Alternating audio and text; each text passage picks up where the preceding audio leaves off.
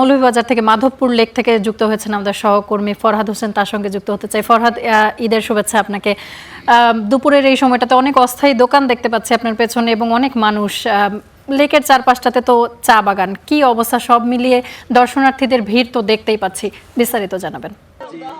আপনাকে ঈদের শুভেচ্ছা। আসলে আমি যেখানে রয়েছি মাধবপুর লেকে, এখানে যে ভিড়, সেখানে কিন্তু তারা এই যে পাহাড় টিলা এবং সেখানে যে সবুজ চা বাগান রয়েছে, সেই চা বাগান কিন্তু তারা পর্যবেক্ষণ করছেন। পাশাপাশি তারা কিন্তু পাশে যে লেকটি রয়েছে, লেকটি কিন্তু তারা পর্যবেক্ষণ করছেন। এখানে যে লেকের সৌন্দর্য, সেই সৌন্দর্য তারা উপভোগ করছেন।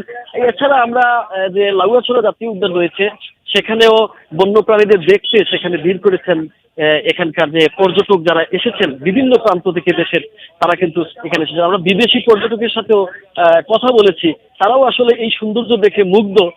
সকালবেলা আমরা দেখতে পেয়েছি যে হামহাম যে জলপ্রপাত রয়েছে, সেখানে ট্রেকিং করতে প্রায় 2 ঘন্টা ট্রেকিং করে সেখানে যেতে হয়। সেখানে পর্যটকরা কিন্তু গিয়েছেন এবং বিকেলবেলা তারা ফিরে আসছেন।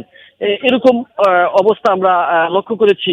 এছাড়া আমরা যদি বলি যে এখানকার যে বধ্যভূমি 71 যেটি আছে শ্রীমঙ্গলে, সেই বধ্যভূমি 71 যেটি আছে শ্রীমঙ্গলে, সেই শ্রীমঙ্গলের বধ্যভূমি 71-এ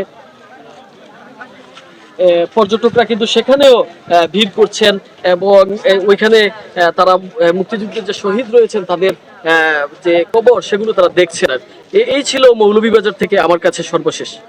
ফরহাদ, অসংখ্য ধন্যবাদ আপনাকে আমাদের সঙ্গে যুক্ত হওয়ার জন্য। দর্শক, বিভিন্ন জায়গা থেকে, দেশের বিভিন্ন প্রান্ত থেকে, বিনোদন কেন্দ্রগুলো থেকে মূলত আমাদের সহকর্মীরা আমাদের সঙ্গে যুক্ত হয়েছিলেন, ঈদের দ্বিতীয় দিনের ঈদ আনন্দের খবরাখবর জানাচ্ছিলেন।